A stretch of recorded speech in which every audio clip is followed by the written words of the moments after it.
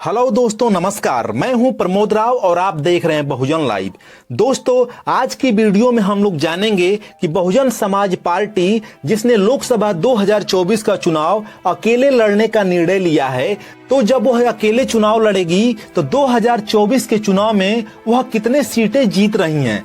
साथ ही अगर वह इंडिया गठबंधन के साथ मिलकर चुनाव लड़ती है तो उसे कुल कितनी सीटें मिलेंगी, इसकी जानकारी इस वीडियो में दी जाएगी। तो दोस्तों, अगर आप चैनल पर नए हैं तो चैनल को सब्सक्राइब कर लीजिएगा, वीडियो को लाइक कर दीजिएगा, साथ ही बेल आइकन की घंटी को भी दबा दीजिएगा, जिससे हमारे वीडियो की नोटिफिकेशन सबसे पहले आप लोगों को मिल सके।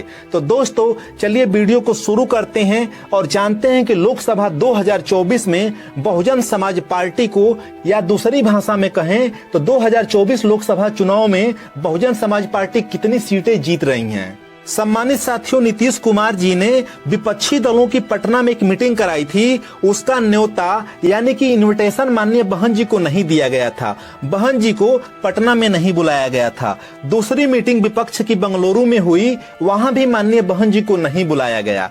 तीसरी मीटिंग मुंबई में होने जा रही है, उसका भी न्योता अभी तक माननीय बहन जी को नहीं दिया गया है। अब आप लोग विचार कर लीजिए कि माननीय बहन जी को बुलाया ही नहीं जा रहा है तो अब विपक्ष के पास किस तरह से जा सकती हैं। अब आप ही बताइए कि क्या किसी जगह बिना आमंत्रण के जाना सही है। अगर आपको कहीं निमंत्रण न मिला हो, अगर आप वहां जाएंगे तो आपका कितना आदर सम्मान किया जाएगा और किस तरीके से किया जाएगा। वही हाल माननीय बहन जी के साथ हो गया है। अगर विपक्षी दल माननीय बहन जी को साथ नहीं लाना चाहते हैं तो माननीय बहन जी झुक करके कैसे जाएंगी। क्या इस देश के दलितों का सम्मान नहीं है? क्या इस देश के बहुजनों का सम्मान नहीं है? माननीय बहन जी विपक्षी दलों के पास अगर झुक भी जाती हैं तो इस देश के दलितों, शोषितों, बहुजनों का सम्मान गिर जाएगा। और विपक्ष यह राजनीति करने में लगा हुआ है कि माननीय बहन जी को किसी तरह से भारतीय जनता पार्टी की बी टीम घोषित कर दिया जाए।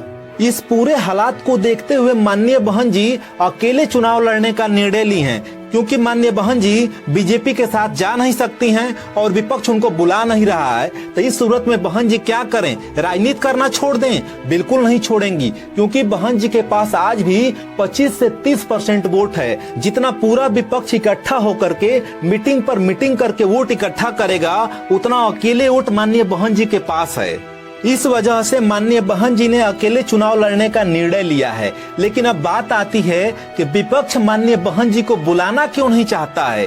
जिस पार्टी के पास 25 से 30% वोट है, उस समाज की ताकतवर नेता को, उस समाज की आयरन लेडी को विपक्ष बुलाना क्यों नहीं चाहता है? तो उसका सिर्फ एक ही वजह है। वह वजह है कि इस देश का दलित समाज, इस देश का बहुजन समाज इस बार दलित प्रधानमंत्री चाहता है और विपक्ष किसी कीमत पर यह नहीं चाहता है कि इस देश के प्रधानमंत्री की कुर्सी पर कोई दलित पहुंचे, क्योंकि वो लोग आज भी दलितों को अछूत और नीच मानते हैं। इसी वजह से माननीय बहन जी ने दलित और मुस्लिम एकता पे काम करना शुरू कर दिया है। अगर माननीय बहन जी अकेले लोकसभा का चुनाव लड़ती हैं तो दलित मुस्लिम गठबंधन से, साथ ही जागरूक बहुजन समाज के लोग, जो एससी एसटी ओबीसी समाज के लोग हैं, जो जागरूक हैं, जो सत्य को पहचानते हैं, उन लोगों के वोट को जोड़ करके बहुजन समाज पार्टी उत्तर प्रदेश में 8 से 10 लोकसभा की सीटें जीतने वाली है। क्योंकि आप लोगों ने देखा होगा कि आजमगढ़, जो कि समाजवादी पार्टी का गढ़ कहा जाता है, वहां पर जब उपचुनाव में गुड्डू जमाली जी, जो कि एक मुस्लिम प्रत्याशी थे, उन्होंने चुनाव लड़ा था तो अखिलेश यादव जी की खटिया खड़ी हो गई थी और गुड्डू जमाली जी 30 से 32% वोट पाए थे और बहुत ही नजदीकी अंतर से चुनाव को हार गए थे। यानी कि इससे यह साबित होता है कि बहुजन समाज पार्टी दलित मुस्लिम एकता को लेकर के बहुत ही मजबूत स्थिति में आ जाएगी।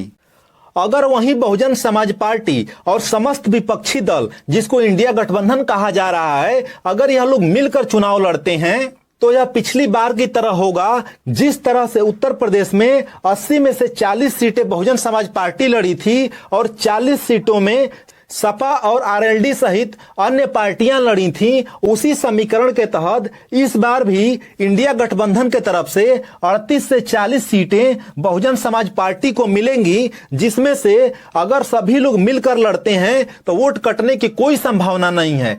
उन परिस्थितियों में बहुजन समाज पार्टी 34 से 36 सीटें जीतने की क्षमता रखती है, क्योंकि इस बार भारतीय जनता पार्टी से बहुत ही ज्यादा लोग नाराज हो गए हैं। उसका फायदा बहुजन समाज पार्टी सहित समस्त विपक्षी दलों को होगा। तो सम्मानित साथियों, आपका बहुजन समाज पार्टी के लोकसभा 2024 के चुनाव को लेकर के क्या प्रतिक्रिया है, कमेंट बॉक्स में कमेंट करके जरूर बताइएगा। दोस्तों, वीडियो देखने के लिए आप सभी का बहुत बहुत धन्यवाद, बहुत बहुत आभार।